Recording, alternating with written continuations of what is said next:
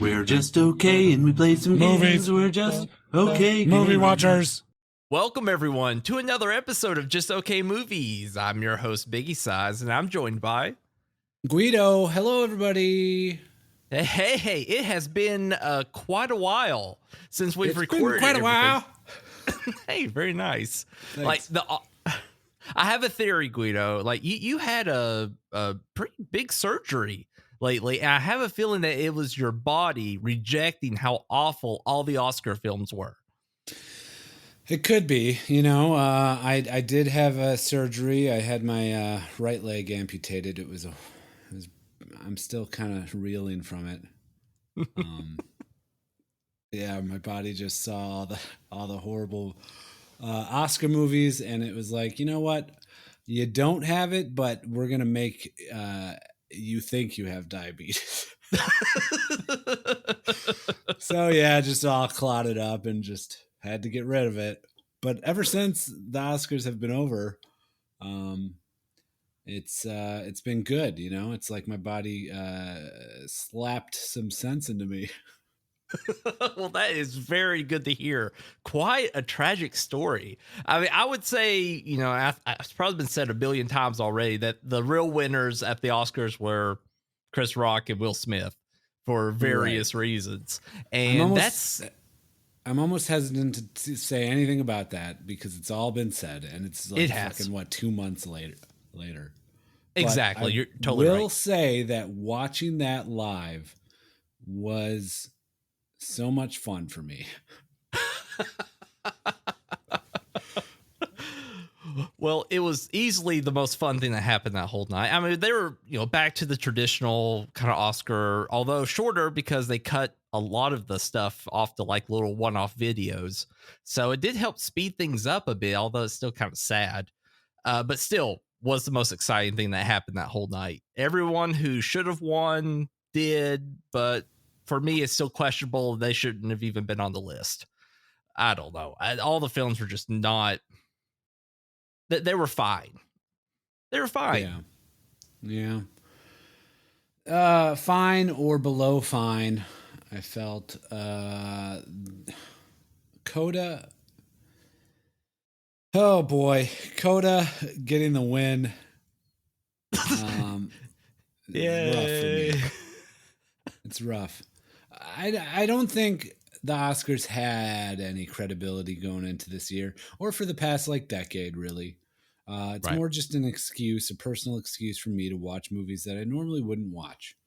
And but to say that Coda, out of all the movies of a pretty poor year, but out of every movie that was made that year, Coda is the best one is wild to me. Right. Completely agree. I'm very, I think deaf people should have representation. That's a story that probably doesn't get told enough, but it's really hard to argue that didn't come into play. That the subject matter of that movie wasn't a driving force for it being the winner of Best Picture. Right. And we got a really good deaf-centric movie last year called Sound of Metal. Which is 100 times better. So much better. Oh, insanely better. I agree with you. It has absolutely any kind of argument someone has like, oh, they just picked deaf people because it's the new hot topic. No, God, no. That's just not the answer. It's a fine movie, but the subject matter just kind of blows its load really early. They're deaf. Totally understand. It'd be hard to get around life with that. But that's it. It's not groundbreaking or interesting in any way, unlike Sound of Metal, which was very fascinating subject that, probably aimed similar to what Coda was trying to do. It's just a bummer. It really is. But I can't say it's a bad movie. It probably based on the other movies on this list, it's a good argument that it should have been in the top 3.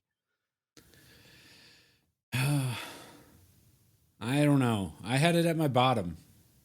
Really, I had it on my bottom as well. Yeah, it was like second to last. I don't know. Yeah, just a shame. Just what a travesty, that whole Oscar presentation. Everything was bad. It was bad. Right. It was So a is bad there- year for movies. It was a bad year for Oscars. It was a bad year for the viewers of the Oscars. It was a bad year for Amy Schumer and Wanda Sykes and Regina King. What's her name? I have no idea. I forgot all about them. Bad year for everybody. Shame on you. Is there any one movie in particular that just made you very angry? Like you were just like, why in the hell is this even being considered to be a good movie? They're so forgettable last year. This one, like I can think of, if you give me like 5 minutes, I can think of the whole list. But off the top of my head, they're just all kind of there. Can you remind me of which one you think was bad? Because I probably agree with you. Oh, King Richard, easily Okay. by a No, mile. I didn't feel that way with King Richard. I thought it was like Coda in that it was serviceable. It was fine. It was like, I don't know. It's a movie you would fire up on Disney Plus and watch with the family on a popcorn night, you know? Yeah, I do agree with that, especially if everyone was having a case of insomnia. I would totally recommend watching King Richard and see Will Smith barely be able to get out lines. Yeah. I totally agree. No, Right. It just, I think. Yeah, I didn't think that when he did his acceptance speech, he was doing it in character.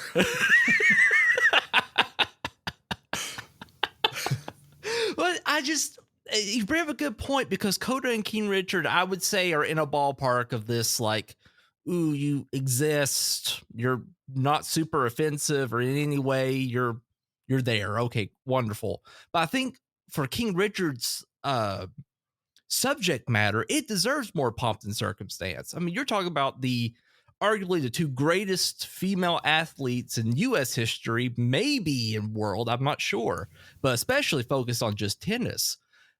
And the whole film is about their dad, who just ultimately, like, you still wonder if he even made the best choice to begin with, but it was just because he was uncomfortable or liked control. That's what we're going to focus on. And barely have the girls in it. The only time we see the girls is if they're all running around the house, getting into the car, out of the car, and they're on the tennis courts, but it's not really, except for the ending parts, really that focused on them.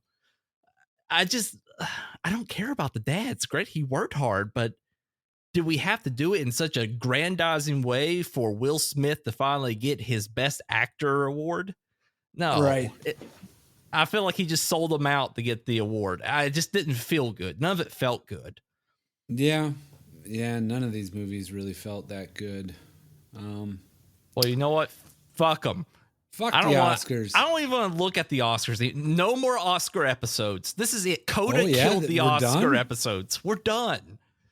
No, we're not. I'd really love it. It's really a fun tradition. Yeah. Stay tuned for our very next episode in several months, the Oscars episode.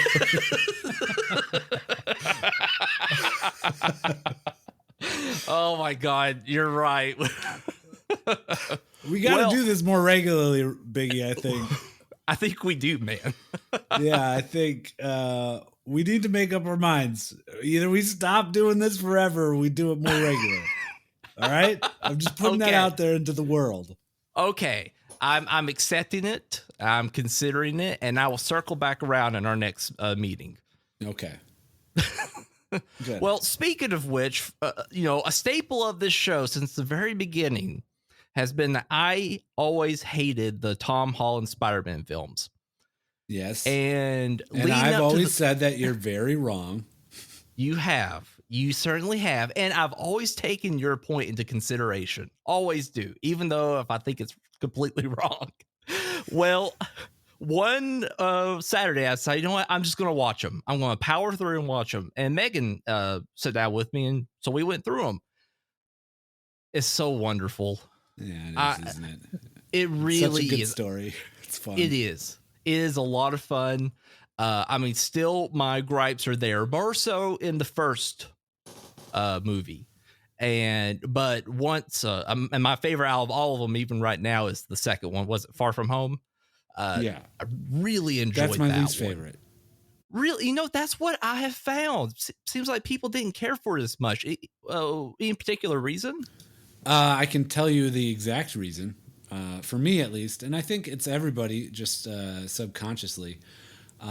Spider-Man's the main character in any sort of Spider-Man tale, right?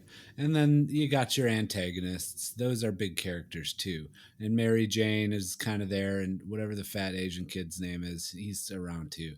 But the second one was missing one of the biggest characters that should be in every Spider-Man movie, and that's New York City. Oh no, that's your argument? It is my argument. New York City is as much a part of Spider-Man as any of those other characters. But isn't it fresh to see him in a new setting? No, I don't want to see him fucking hopping around the goddamn Louvre and shit. Man, get him out of there. Or wherever the hell he was. I think after, let's see, how many? 1, 2, 3, 4, 5 out of 6 feature film Spider-Man movie over the past 20 years. I think we can get out of New York for a moment. Go around the London Bridge and around the waterways of Venice. It's awesome. Yeah, you could do that. It's not going to be as good as any of the other movies, but yeah, you could do it. You bring up such a great point. Like, I never really thought about Peter Parker as being, almost a character as New York itself. I just never had that, that correlation. I was like, he's a kid. He's in New York. Of course he's going to do stuff around there, but I never considered it to be a major backdrop for his story. Yeah, absolutely. All the pieces of New York are just as big of cameos as the little robbers and the neighborhood people, the superheroes that are in it. It's just it's so at home. It's so at home, and I don't want to see him far from home. I want to see him at home. Okay, well, interesting. Well, how did you feel about the final film? Well, I guess the final film in this stint. Finally getting spoilers, but I mean, go watch it, guys. It's really good. If you don't know by now, go fucking suck Tobey Maguire's dick. I mean, and okay, and Andrew Garfield, Andrew Garfield. He is so charming. He's a charming fella. He is. I mean, going back to Oscars for a second, one film that he was in, other than Tick Tick Boom, which I think he did a good job in it, but it just wasn't a very well written movie, and that's a bummer because it was kind of neat. But the story of the pastor and his wife, Tammy Faye, he plays the pastor who really causes all the problems, and oh my god, he does such a good job in that role. Not very challenging for him, but still, he's just a good actor. But But it was great to see them all together, and I love the tie-in with Doctor Strange. Finally get to see him come back, because it's other than Infinity War, which he died at the end, so we didn't get to see him a whole lot in Endgame. We really hadn't seen him very much, right? So it was great to finally get some time back with him. Yeah, I'll say this: all the Oscar movies, I think the biggest snub was Spider-Man. It was my favorite movie of last year. Mm-hmm. I would agree. I mean, to be able to pull that off is no small feat, and the fact to make it feel worthwhile. It's not like a Star Trek Generations thing where you just throw Kirk in, an iconic character, you just kind of fuck him off. They really brought these people in and did a lot of actual growth, with their characters and their storylines. That's just impressive. It's good. The writing was good. The reason for the Spider-Man was all right. It falls into this trap that comic books fall into all the time, and we're going to see more of this in another way. But when things can't be tidied up with a bow, you just blame it on magic. Magic is always there to kind of be a plot device. And we're going to see more of that now with mutants. Mutants, whenever they come into the picture, everything's just going to be, well, he's a mutant, What do you expect? it's a mutant. So Interesting. it's just a nonstop self-fulfilling prophecy of all these magic mutant users that are causing trouble and creating these plot devices for these heroes to solve. And it doesn't show much in the movies now because, you know, this is kind of the first time that this has happened. Although, you know, Power Stones and Infinity Gauntlet, that's all magic too, but it kind of made sense and spanned over a decade, so you cut it some slack.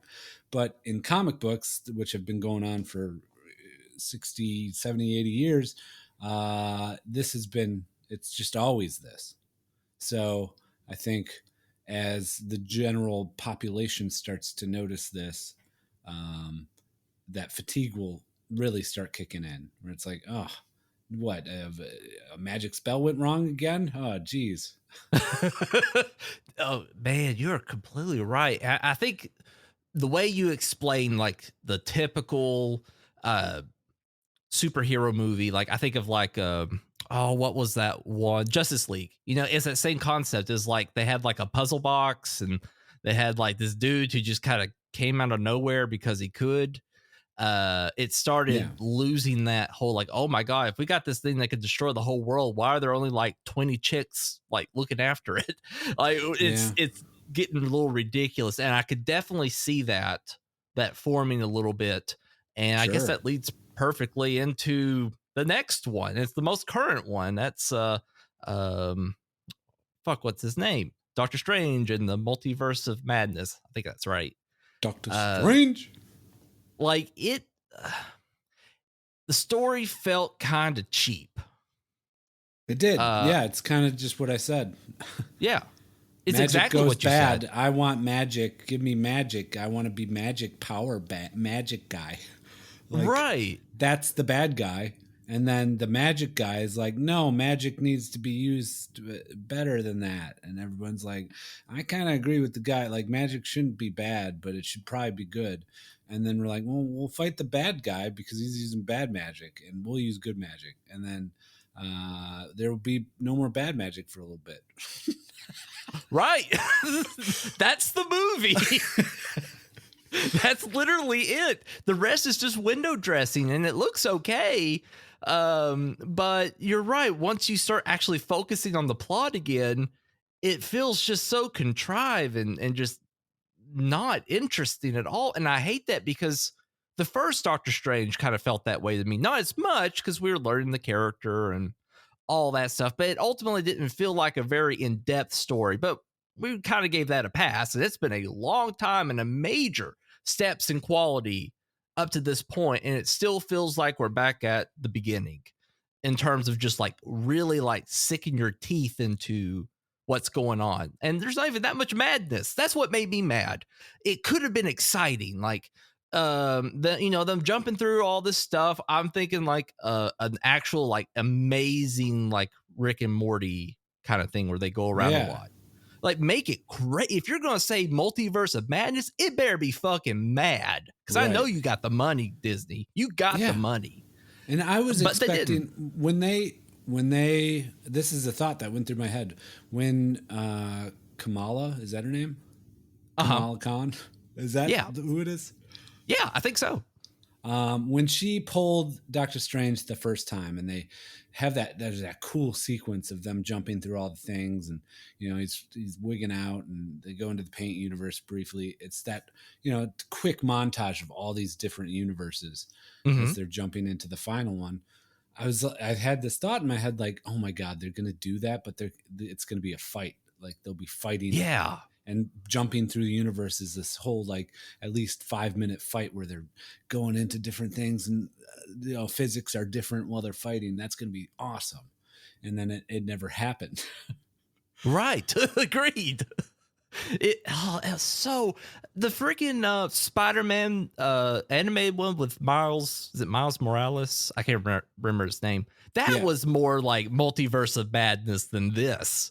Right. It's just why? Like the multiverse was only used to travel from one set to another, and it was usually not that different of a location because they're kind of jump around in similar locations to figure out what's going on. Okay, cool. But boy, this is really boring. At least it's over fast. It didn't feel its length, but it just wasn't enough here. Yeah. And I had to tell my parents. My mom wanted to see it. She likes Doctor Strange. Yeah. I'm like, Mom, before you see this, you need to watch 9 episodes of WandaVision to even understand what the fuck is happening. Because otherwise, you're going from Infinity War, where Wanda is just, she helped win. Everybody, hey, look, Wanda's at the funeral of Tony Stark. Great. Like, she helped win, and she's probably grieving, but whatever. And then you jump to her next appearance without WandaVision is Doctor Strange, and she's all of a sudden like has kids and is a bad guy now and wants to harness energy so that she can live with her kids. And nobody would know what the fuck is going on unless they watched a whole season of WandaVision. And I could speak to that because I've never seen WandaVision. Okay, were you a little confused? Well, that's the part that I'm kind of tainted as as a subject for this because, I kind of keep up with news and stuff. So little tidbits kind of get out that, okay, this, world that she was in wasn't exactly real. Don't really know how that was the case, but I just know that little bit. So yeah, it is a little confusing at first, even with that knowledge, because she's like, oh, playing with her kids. I was like, wait, I thought all that was fake. Because I pulled on that reference. And then, once it did the switch, I'm like, okay, she's feeling like she wants to get back to that world. But I agree with you. Without what little knowledge I knew of the show and some of the plot points, I would never been able to figure that out. I'd just be like, she had kids. Now she does it. And she wants to destroy everything if she has to get to that world. And I think as a story, it told that well. But still, we come back to our issue of it's like paper thin. It's a paper thin motivation. If you're not keeping up with the shows now, your movies are starting to become very affected where they weren't so much in the past. So that is also concerning that I just felt like they just didn't care. They're like, fuck, we don't really care about this movie. We're moving on. And I just hate to see my boy treated that way. Yeah, it didn't really. I guess at the end of all this, we get Wanda, who's buried in a pile of rubble, which I assume Vision will one day, go and find her and use his fucking headstone to bring her back, or who knows? Again, magic. God. Oh man! Now talking with you, I hate this movie more. But you're totally right. You're right on the money. Yeah. It's they gotta be careful. They need to be very careful with the magic shit coming up into the future. What's the next one? Thor? That should be all right. Yeah, I think that one's pretty safe with the cast and how popular it's been. I'm expecting it to be like top class. But whatever. I guess we'll find out. Oh, hey, on to a real shitter. What about Uncharted? Did you enjoy Uncharted? From one Tom Holland good movie to one Tom Holland send him to Holland and put him in a mine. Is what I say. Yeah, I think I've heard that saying going around. It's real catchy. Uh-huh. Yeah, Uncharted, me and my daughter saw it. We saw it in theater, and it's a bad movie. It is. But it's not horrible. Watching it in the theater was fun. There's some big set pieces. They do some kind of cool action. There's some puzzles. It doesn't any of it make sense, and like what's going to happen at the end. Everything is predetermined.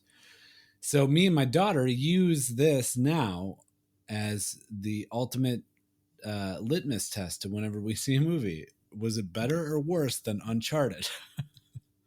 I like it. That's the best thing that came out of Uncharted is being able to use it as a benchmark. Yes. Because you're right. It is the most passable movie. it is a movie, and that's about the best thing you can say is you're either better than this, I hope. If you're worse than this, God help you. You probably shouldn't exist, or you need to recut the film. Yeah, that's well done. Well done. I'm actually going to add that to my notes so I don't forget that. It's going to be my new bar as well. Nice. Yeah, the Uncharted test. It's a bummer because I'm a fan of the franchise, and I knew, after all the tries from the past 30 years, people have been trying to make really good game adapted films, and it just doesn't happen. Sometimes you get a little surprise, like really Sonic. It's probably been the biggest surprise. It's actually handled pretty well. This is just they change out Uncharted and put something else in, and it's fine. Yeah. A big problem that I had with Uncharted was I don't buy Tom Holland as Nathan Drake. I don't buy it. And Nathan Drake is Uncharted. You got to have a Nathan Drake, and Tom Holland was just Tom Holland pretending to be a little bit cooler than normal. Yep, exactly. You're absolutely right. That's all they did. His voice is just too high pitched. Because he'll never ever, unless he changes in like 20 years or whatever, he'll never be suave. Or yeah, that it's also him debonair. putting on an American accent. Hey, right. He kind of talks like this. Hey, Sully, I think we gotta find the map to get to the place with the treasure. I mean, honestly, what's his name? Who played Sully? Like Mark Wahlberg. Mark Wahlberg. He would be closer. Still not there, but he would have been a little bit closer. I really don't know who would fit that role, but honestly, I think if you can't do that, then you shouldn't make the movie. And that's clearly what they should have known is, he's on the Sony lot. He probably was obligated to do it out of contract for probably Spider-Man or something else. So, shit it out and hope everyone forgets it. Yeah. Make your pennies, man. You got to get the money. Hey, while you're hot, who knows what could happen.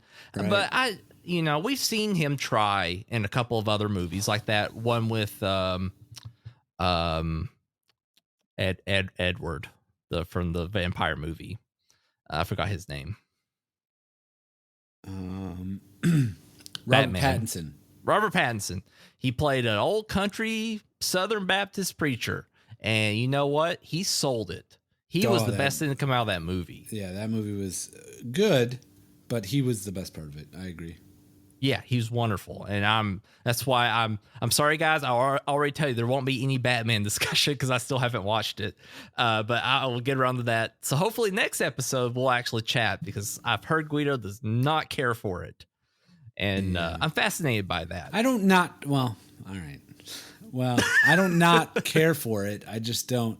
I think it's overhyped. People like it too much. They're giving it too much credit based on aesthetic. But it wasn't bad. I never said it was bad. Well, you know what? I'm going to call an audible here, Gweedo. I'm going to edit that out. Okay, we're sponsored by Audible. Go to audible.com and use Just Okay Movies upon checkout. Thank you. And what I want to talk about is a show that we've seen. And I've been very excited to talk to you about it. Oh, my God. I'm tempted to see if my daughter would come on and talk about it. Do we want to save that? Because I could probably get Megan on here as well. Because I don't think my daughter would. But she's too shy. But she loved it. Says it's her favorite show that she's ever watched. I'm surprised and over the moon that she liked it because I really enjoyed it, and it kind of opened up other opportunities. Once kids start liking more adult themed, kind of not so teeny childish things, it opens up the door for watching more cooler stuff for the parents, at least. Oh, So yes. I'm over the moon that she liked it, and I thank the people at Apple TV Plus for making Severance and me being able to elevator pitch it to my daughter and her being on board. Oh my God. I might have to actually clip that and tweet it to him. Maybe we could get at least a heart or something. Oh, Yeah, that's maybe. so sweet. Oh, that is so sweet, man. Well, we're talking about Severance, and is a show, the whole season's done. You can go watch on Apple TV, and I think Apple, it's only like $5. You probably get like a free week. Just Yeah, binge free it. week, just binge it. Yeah, just completely, you will love it. And Unless I find you that bomb interesting. hab. Yes, and I definitely want to get into that one. And Bombhead, feel free to send in a email next time to defend yourself. But I'm very interested in the point you made. What would be like the next show you would want to show her if it all worked out perfectly and could get her interested? Oh, that's a good question. I think it's maybe just a bit over her head and probably just a little too mature for her, but I would like her to watch The Leftovers. Okay. Have you ever seen The Leftovers? I actually have not. It's Okay. HBO, isn't it? Yeah, you and Megan, do yourself a favor and watch The Leftovers. If you like Okay. Severance, you're going to like The Leftovers. It has that kind of mysterious element to it. But I have to warn you, the first season is a little bit of a slog.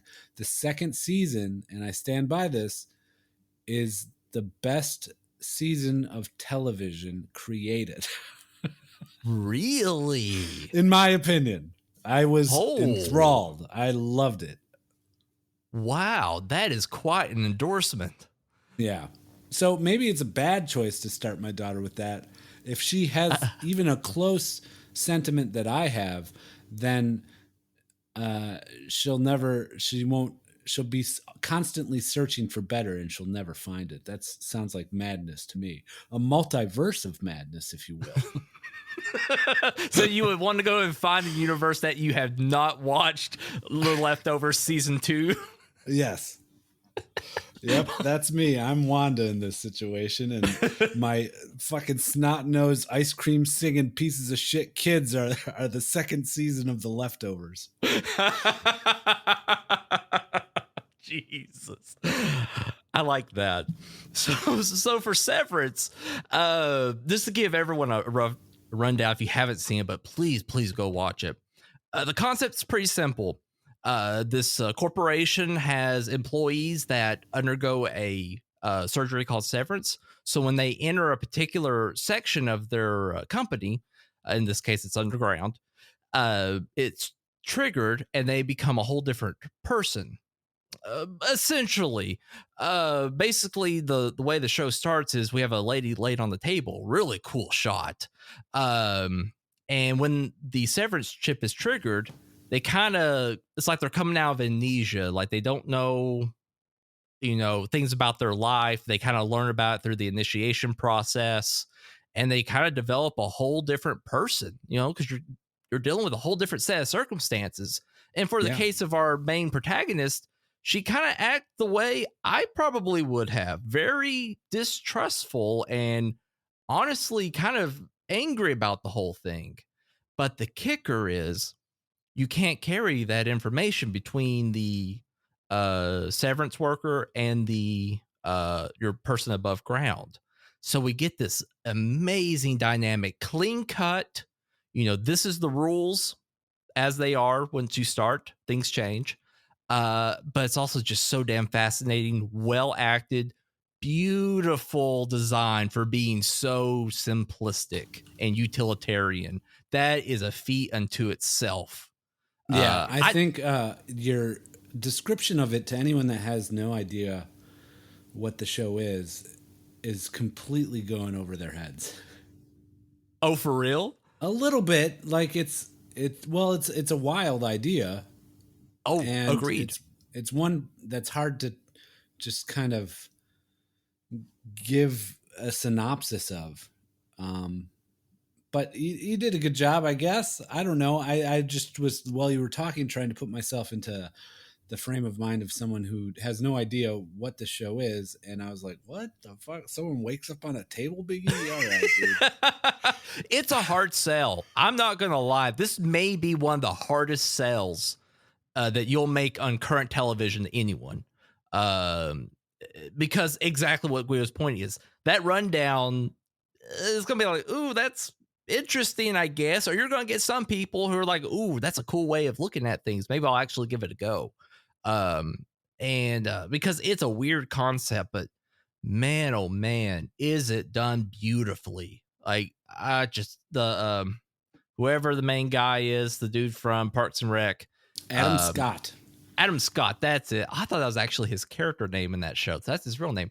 I mean, it's well done, well acted. Is almost like he was just perfect for the role.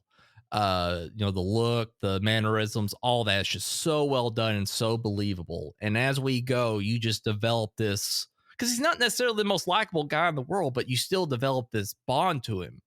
And I mean, that's something I feel like we lack so much in films. Is just the concept is not overly insane. It's weird, but it's not just so complex. But even through all this like weird setup, you're able to really love that character and really start falling in love in different ways with other characters in the show because they're just so well written. There's it's kind of a mystery show too. You're watching it and you don't really know what's going on. There's characters that are introduced, and everybody's kind of doing their thing, and you're figuring out what they do at this job and how it correlates to their life and what their life is like outside of this place, their personal lives. And there's this one moment, I'm not going to give anything away, but there was this one moment in it where something is revealed, and me and my daughter are both watching it, and we both audibly gasp. Do you know what I'm talking about, Biggie? I'm assuming it's the very end. Yeah. Not the very, very end, but I think it's like the penultimate episode. Something is revealed. But anyways, didn't see it coming. Never had it in the frame of my mind. And I'm usually pretty good at guessing when things are going to happen. So it's good that a show can shock me like that, and that I can share that shock with my blood, right? My offspring. Right. It's especially that ending 2 episodes. It's sort of a lead up ish, if I remember correctly. Is just well done. A lot of good tension, good action. We call it, but it got there not because it was the most exciting thing in the world to actually see on screen. People are just kind of driving around. The only like pulse pounding thing is the poor guy left behind trying to have their little setup work. And but it's exciting and it is action because these are some long running issues that have been going on with some characters we really care for. And that's where I felt like the ending was so well done, because we got some revelation and seeing that maybe some of the thoughts we even had as viewers are now correct, or they were wrong. So not only are the characters learning, but we're learning with them, and that is just so engrossing and captivating, and something we don't get to experience very often. I mean, it sends me back to like and it's weird that it's also another kind of sci-fi show movie is The Matrix. I felt that same way. I was learning along with this character about the rules of this world, and it was fascinating. So they're really able to capture that feeling for me, and I just absolutely loved it. Yeah, it was such a pleasant watch. I implore anyone to go watch it. You won't regret it, I don't think, unless you're Bomb Hab. Unless you hate cliffhangers at the end of seasons of shows, which happens throughout time of shows, then yes, you're gonna not like this, because it does end on a cliffhanger. Sorry to break it to everyone. Sorry that they want you to crave the next season. I definitely don't agree with Bomb Hab, but I definitely I see his point. But no, I just absolutely loved the ending. Well done. It was a perfect length too, even though I'm not liking that seasons are getting a little shorter. It's almost like getting an average of 8 episodes for a season. Like, how soon until one season is just one episode? And wouldn't you just call that a movie? Mm-hmm. Yeah. Okay. Okay, Yeah. cool. Anyways, what about the Stinker film? And I want to see if you agree or not, because I think you saw it in theaters, actually. I look at your list. Did you see The Northman? I have not seen The Northman. I want to. Okay, then I'm going to scoot right past that one. Okay. Yeah. Well, I can guess by your tone that you didn't care much for it. oh boy, I did not. Have you seen The Witch? The Witch. What's The Witch? The Witch, it's by that same director who's it's escaping me now. Eggers, right? Something Eggers. Okay. Yeah, Robert Eggers. He made The Witch, which was a horror movie made by A24 or produced by A24. He made it, directed it. And it's really good. I really liked The Witch. They speak in Old English the whole time, but it's a spooky kind of thing about a girl that's living in Old English kind of times, and who might be a witch or might not be a witch, and is being cultivated into this being. It's weird and it's cool and has the right look to it, and I really enjoyed it. Wow.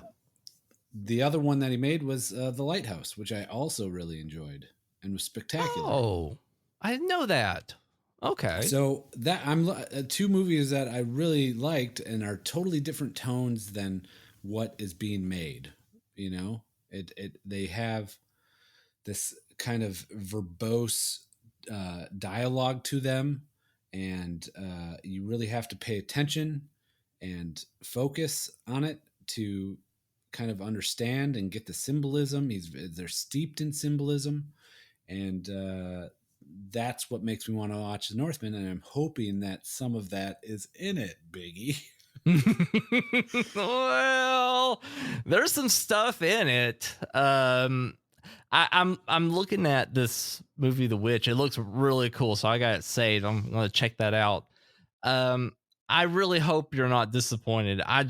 Oh boy, when I was watching it, I had to fast forward, and I was laughing and angry, and I don't know. I just wasn't sure what they were going for, but we'll see. We'll see. I did kind of love it.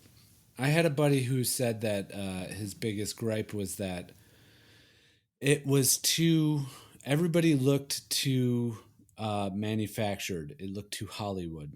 Like, Yep. They didn't look like Vikings. They looked like movie stars pretending to be Vikings. Right. Yeah, I totally agree. It kind of gives off the 300 kind of vibe. Okay. But you know, I'm interested to hear your thoughts. And I definitely, hopefully, before we get together again, I'm gonna watch those other two. Well, I've already seen Lighthouse, but watch The Witch and see if maybe that puts me in a different frame of reference, or if I'm able to say like, wow, what happened with this movie, or it could just be me. This is very interesting choices made for some of the shooting. Okay. Yeah. Hopefully, I'll be able to watch a stream of it or something before we record next time. So in the next 4 months, I should be able to find a stream of it. 4 months? That's generous. I don't think it could be another year.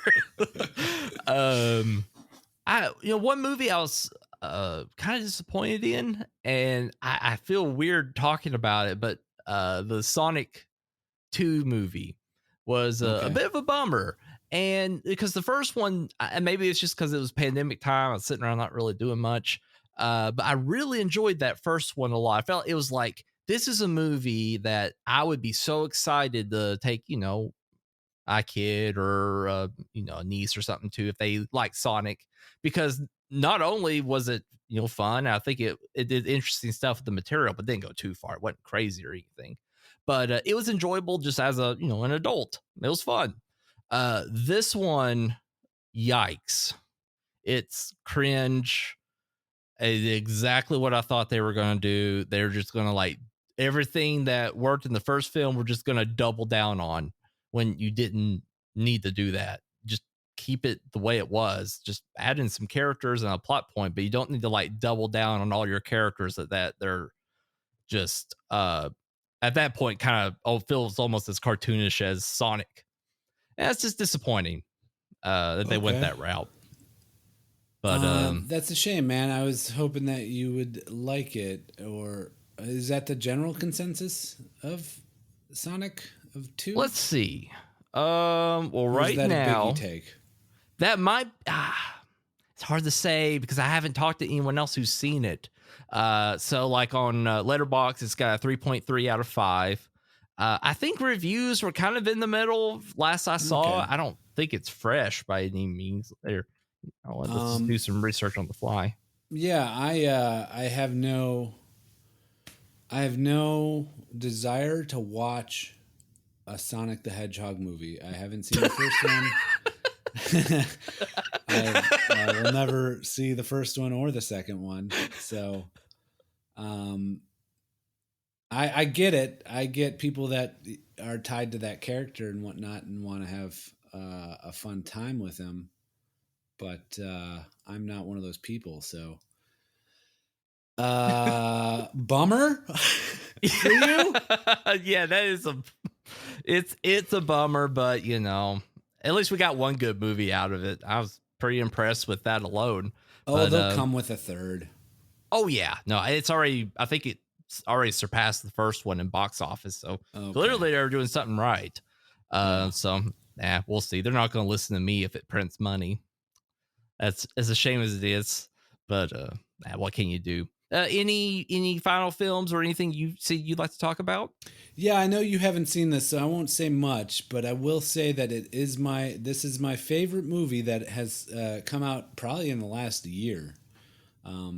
It's so well executed. It tells such a wonderful story that's relatable to anyone, but I found it super relatable. Just with parenting and family dynamics and living life, always thinking what could have been, what should be. And the movie I'm talking about is Everything Everywhere All at Once. A mom kind of figures out a way to tap into her other universe's life beings. It's really, this should have been the Multiverse of Madness, because it delivered that many multitudes of different universes of this lady's life and how her life could have been. But it's such a true and touching story, and it has funny scenes and cool fighting. It has so much packed into it, and I sat there just kind of, I went and watched it by myself. I'm kind of glad that I went and watched it by myself, because it was such a touching experience that I almost wouldn't want anyone else around to witness me feel that way about a movie. Just that's my own masculinity coming out. But yeah, it's good. And immediately after I watched it, I texted my sister and I'm like, hey, you gotta see this movie. It kind of relates to us and our mom. And I told my mom she needs to watch it. And yeah, I think everybody can draw a parallel to the story that happens in that movie. And more people should watch it. It's really good.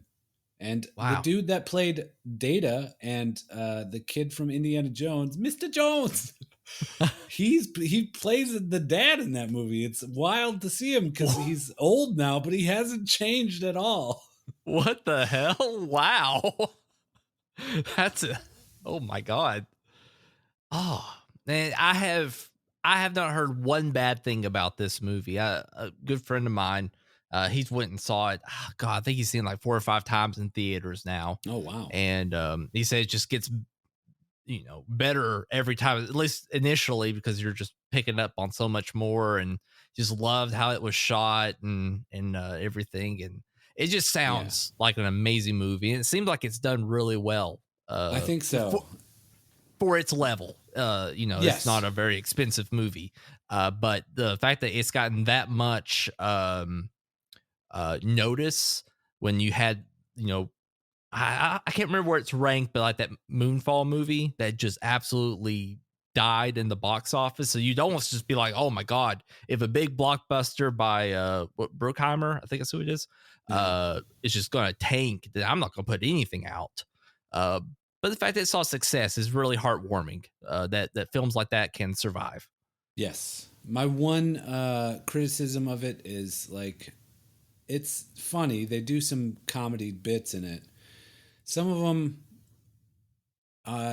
didn't hit home for me. It wasn't like I saw what they were trying to do. It was kind of a little too, Disney-esque in that they were like, oh well, it's been a while since we've had comedic relief, so we should probably shoehorn this in here. That's what it kind of felt like at sometimes. That said, that I can overlook all of that because the story is so good. Oh man, I'm very excited to watch it now. Well, hey, if you've got any thoughts on any of the many subjects we talked about, shoot us an email at justokmovies@gmail.com. We'll talk about it in about a year or so and see if it's still relevant. But for real, guys, thank you all so much. All the chatter that hey, yeah, if you're not in the Just Okay Gamers Discord, discord.gg/Just Okay Gamers, don't let the name fool you. There's a heavy amount of movie talk going on in the movies channel. I imagine everyone who's listening is probably in there already, but hey, just in case, it's a fun time. Hop in there and chat about some movies. But anyways, Gweedo, pleasure as always chatting with you. Great insight. You've given me a lot to think about over a couple things. Hey, thanks, man. Looking back on this episode, I actually do think I really killed it. So thank you. Good to hear, man. All right. Hey, you all take care. Talk to you later. Bye.